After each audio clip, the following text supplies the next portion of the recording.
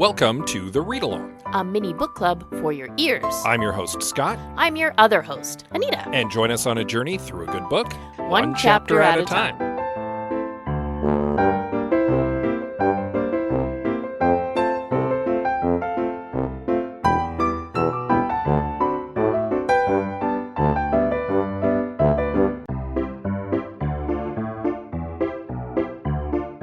Do you like talking about movies?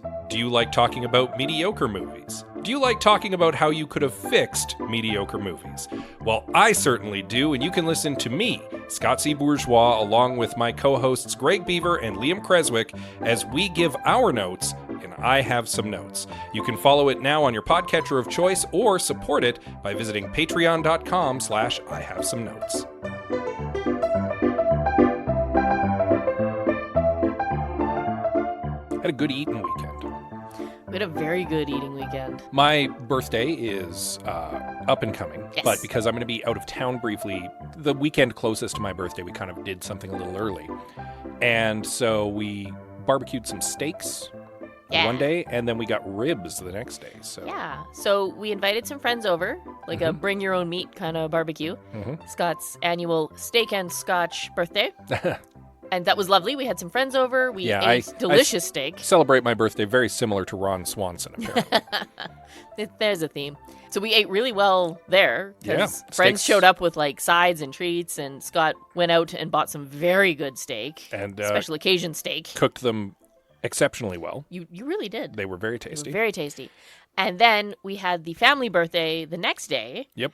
And we ordered like ribs and brisket and wings, and it was a very meat-heavy meal. 2 very meat-heavy meals. Yeah. And you are so happy. Oh, yeah. Absolutely. Favorite. I love it. And we honestly don't eat like that very often. Oh, goodness, no. My system can't take more than a weekend of that. Yeah.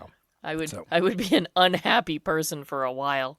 But good eating this weekend. And then I'm off to camp next weekend. So That's okay. You'll also be running around chasing after a bunch of kids. yeah, so Won't be so weird. I'll have burnt off a lot of what I exactly. just ate. Yeah, Think of it as like protein and carb loading for the week to come. for the week to come. But one thing that we did this past weekend, in addition to all of that eating, was some reading. Yeah. Yeah, so Got to sit and digest somehow. exactly. And what better way than with a good book? Been enjoying this one so far. Yeah, actually quite like it. Yeah, chapter 4 was a lot of fun. But before we get into that, let's do a brief recap of our third chapter, in which Gav decides to do a little investigating to see if he can figure out what the heck is going on. He has a brief conversation with an evil sorceress. He has another dinner with a princess, and then he decides to summon a demon, and it goes about as poorly as it could have possibly gone, which is where we find ourselves at the beginning of chapter 4 of Dreadful by Caitlin Rozakis.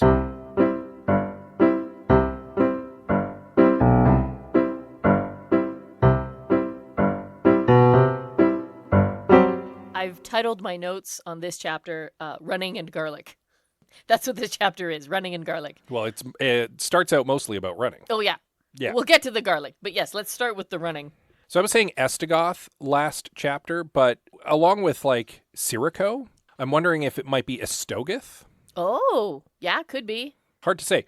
Again, made up word. Could be pronounced any number of ways. Yes. So, but however you pronounce it, he is free and he is coming. Yes. And Gav, it basically like flies out the door and starts barreling down the hall. He's like hurling distractions behind him. He knocks over a whole bunch of glassware to create like fire and smoke in front of the demon so he can like pause to unlock the door to get out the room. Yeah. Estegoth is taking his time. This is that like steady, relentless pursuit that scares me the most. Like, you know he's coming. You can't stop him. The best you can do is maybe get a little further away for a little while. And he's in no hurry. Because he knows. He knows. He knows what's up. So there comes a point where Gav sees like his head of goblin security and is like, run, you fool. He's like, whoa. And the goblin does not require a second. Then shortly thereafter, he can see Demon down hallway going, ah! Yep. Right?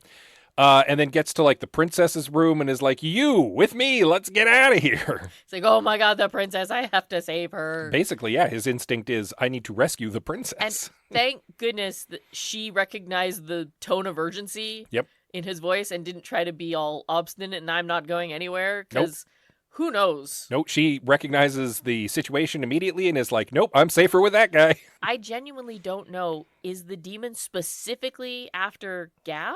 Or is the demon going to take out anything in its path? Because nothing got in its path. It's pretty clear that it was going to take out anything else in its path. Okay. Wasn't sure. Like, if she hid in her cell and Gav just ran past, like, would she have been safe? Maybe if he hadn't noticed her, yeah. They get to a staircase leading up and down, and he orders the goblin, like, go downstairs and tell the kitchen staff to go hide. Yeah, he's like, warn the others! And then they basically, like, because the castle's essentially just a loop. More or less, it's a very bad rectangle. Yeah, they make it back to the lab. And he's like, quickly, inside, let's see if we can find something that will help me dismiss this thing. Right, like he locks the door, pushes a bunch of furniture in front of it. Which does essentially nothing. I know. It slows it down. Briefly. And they start looking through papers, and his first instinct is the princess isn't going to be able to find anything. But she actually does. She finds a very rare banishing spell, and he's like, well, that's a one-of-a-kind genie banishing spell. From the other side of the world, it was created by this one sorceress, and, like, yeah, a unique one-of-a-kind spell that is completely useless. But it turns out to not be. Aha! Because when the demon manages to break in, the princess is like, hey, you're a knowledge demon, you like knowledge. I have a one-of-a-kind spell here. And he's like, yeah, so I guess you're going to try to trade it for your lives? And she's like, no, what I'm going to do is I'm going to tell you to get the hell out of here. And if you don't, I'm going to destroy it. And that actually gives the demon and Gav both pause. They're like, what? Yeah. And she's like, look, you're immortal. You can wait forever. And eventually this will fall into your hands unless I destroy it right now. And then that's a piece of knowledge you will never possess. And the demon is legitimately like, huh. Right? She's clever. Yep. It's very good. He actually straight up is like, you're clever enough that I'm sure I'm going to see you again. He's probably right. And he folds himself back up into nothing and disappears back to the abyss. Well, you did skip over a little part. He tries to bargain with her. Oh, he tries to trick her. Right? But she's too clever for that. She's like, the exchange of the spell for one of Gav's secrets or something like that. And she's like, no, I don't trust you. No, I hold the cards here, and we're not doing it your way. We're doing it my way. Yeah. She didn't say that, but that was the tone I got. Yeah. And Gav is actually relieved that she's not so easily deceived as apparently Gavrax was. Yes. And she manages to essentially banish the demon using the spell that was otherwise useless for banishing the demon. Yeah. Yeah. Pretty good, eh? Turns out it was super useful. I was really hopeful in this moment after the demon is gone. This would have been a really good opportunity for him to put cards on table and be like, look, the reason I was summoning this knowledge demon is because I have lost my memories. I don't know who I am. I was trying to figure it out. No. Now you're in on it. It's pretty dangerous to do that with his prisoner. I know. Yeah. But it felt like if ever there was a time to bring someone on side, be like, look, you saved me. Cards on table. I don't know who I am. I'm doing my best. It might not have worked. She may or may not have believed him, but it doesn't matter because it didn't happen anyway. Well, and dangerous knowledge to let out at this juncture. Yeah, but I think she's proven that she can be trustworthy, at least, for... She also did throw a knife at his face the first time he gave her one. She thought he was evil at the time. She still thinks he's evil. I know. He does let slip a little bit of information. He neither confirms nor denies, but at one point he implies that he had no choice but to kidnap her.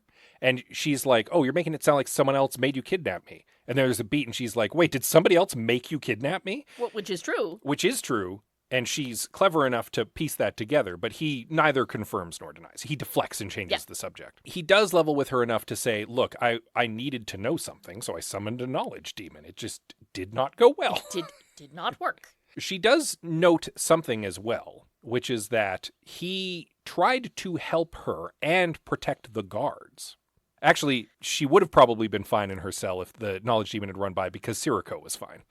Oh, that's true. He cowered in his... Yeah, he locked the door, pushed some furniture in the way, and just, made himself scarce. Yeah, fair enough. Which Gav actually found relieving. He has the man figured out, and he can rely on that. Yes. But yeah, she notes that he didn't, throw her or the goblins in the way to slow down the demon. He actually seemed to make an effort to try to preserve lives here, and that, wins him a tiny bit of esteem. Yeah. She does call him on it. Yeah. Right? And he's like, I think you underestimate just how hard it is to train good staff. Right? Trying to sort of cover up. That his instinct is to not be evil. Yeah. Because that was learned behavior that he has since had stolen from him. She does, however, push back a little bit on his, like, you have a poor opinion of me. And she's like, well, you did kidnap me in the middle of the night. Like, you're an evil wizard. It's like, yeah, okay, fair. So things aren't totally great between them. But again, I feel like he's gone up a tiny bit in her esteem. Very slowly, right? I feel like seeds have been planted. Well, and this conversation ultimately makes him go, you know what? I'm going to make the decision that tomorrow I'm not going to be evil. I'm going to turn over a new leaf. Tomorrow's the day. This evil thing hasn't been working out very well. Yeah. Let's try something different. And so he wakes up the next day and he follows through on this kind of mental note. He decides today's the day I'm going to do some good. Yeah, it's a little awkward. Yeah. And he's still kind of bumbling through it. Yeah. But I think this is going to go somewhere. He starts by bringing a present to the princess. Which, as horrible as it actually would have been, was, like, at its core, something nice. Well, and it's partly in thanks for helping him not die the day before. Granted, she would have also died, so there was some self-preservation in there as well. 100%. But he's like, look, here's a light. It's a magical lantern that you can turn on and off, and some reading material to bide the time while you're still my prisoner. His library is not necessarily a reading for pleasure kind of library. No. So he got her books that seemed at least, like, kind of interesting and not objectively terrible. One of them was like bat husbandry or something. Yeah, like one that. was like the lives of the anti-saints. Yes. And she's like, you couldn't have gotten me something on like modern siege warfare, which harkens back to her combat training. Mm-hmm. And he's like, no. And she gets a little affronted. She's like, oh, because I'm a girl or because I'm a princess? And he's like, no, because you're my prisoner. And I don't want to give you any ideas about how to break through masonry. And she's like, oh, yeah, okay, yeah, fair. Yeah, no, that makes fair, sense. yeah. And they she have also this very interesting rapport now, hey? Yeah, a little bit. Now that they've become a little more casual with one another. She also asks, like, if you could make lanterns like this, what's with all the torches? And he's just like, atmosphere. Yeah, atmosphere. It's an evil castle. Yeah. It's got to look like an evil castle. Torches on the wall, obviously. Yeah. And then he's informed that the mayor of the town is coming to see him today. And Sirico's quite pleased because he's like, look, they're definitely not going to make their quota again this year. And you gave them a reprieve last year. So, like, do you want me to get out the torture devices? And he's like all giddy about it. Do we need the scavenger's daughter? The Iron Maiden? I'll get the dogs. The pair of anguish? Yeah, he does threaten to get the dogs. And Gav's like, no, you know what? Let me handle this. He actually then goes to visit the princess first. We're a little out of order. Oh, yeah, sorry. And leaves the mayor kind of like waiting, bowing down on the... Right? Like forehead on the floor. Yeah, in his audience chamber with his ostentatious throne. Yeah, unnecessarily so. Which he's like, this is not a comfortable chair. It was not meant for sitting. It was very much meant for the appearance. Oh, it is an all show, no comfort kind of throne. And he waltzes in and is like, so, talk to me. And the mayor, like, puts on a defiant air. And it's not the defiant air that he was getting from the princess. But it's more of a, while I am your servant, like, I still have my dignity. I'm going to muster as much as I can, Yeah. and I know what's facing me, and I'm going to be brave about it. And the mayor is 1,000% expecting to die. Oh, yeah. For sure. She is prepared to martyr herself for her town because there was a terrible harvest this year. The weather was bad, and they don't have the food that Gav needs. And whereas Gavrax would probably have immolated her and named a new mayor, Gav is like, okay, so why did the harvest fail? And she's like, well, the weather was bad. And the rains came too late. And the stuff just didn't grow. So we don't have the food. And he's like, okay, well, do you have anything? Did anything grow? And she's like, well, we did have a bumper crop of garlic. That's all we have. And Gav's like, cool. Well, I don't want to eat garlic all winter. They have a brief conversation about vampires. Like, does he need anything? Yeah, and he's like, no, I have no vampire-related plans at this time. So, like, the garlic's not super useful to me.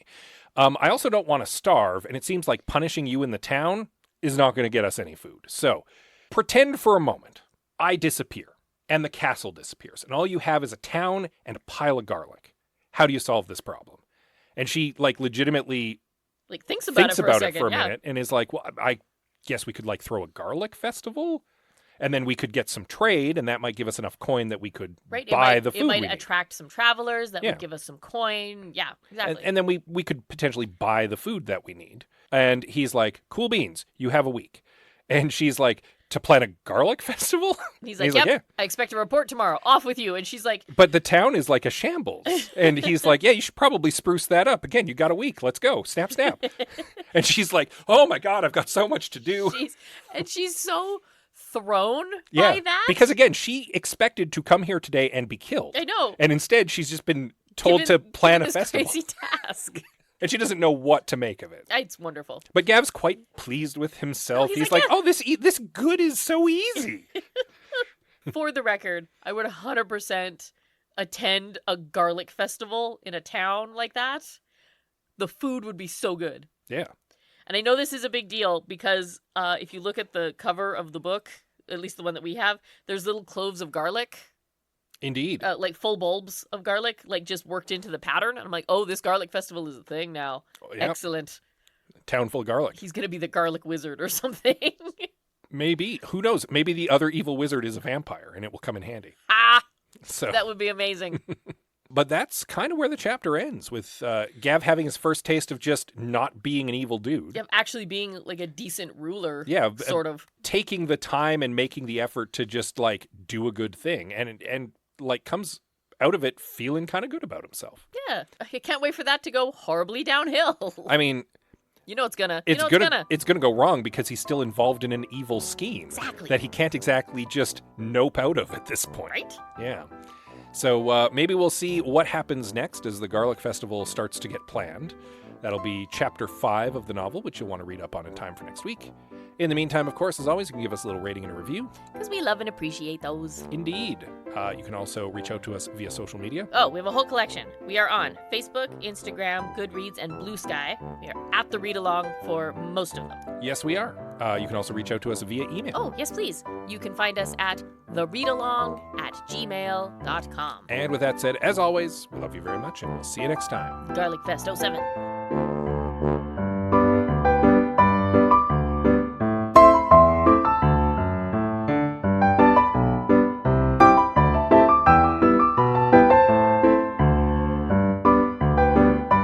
Thank you for joining us on The Read Along with your hosts, Anita and Scott Bourgeois. All Read Along music is by Kevin MacLeod at Incompetech.com. Cover art is by Aaron Beaver. Be sure to join us on Twitter, Instagram, and Facebook at The Read Along, and check out our group on Goodreads.com.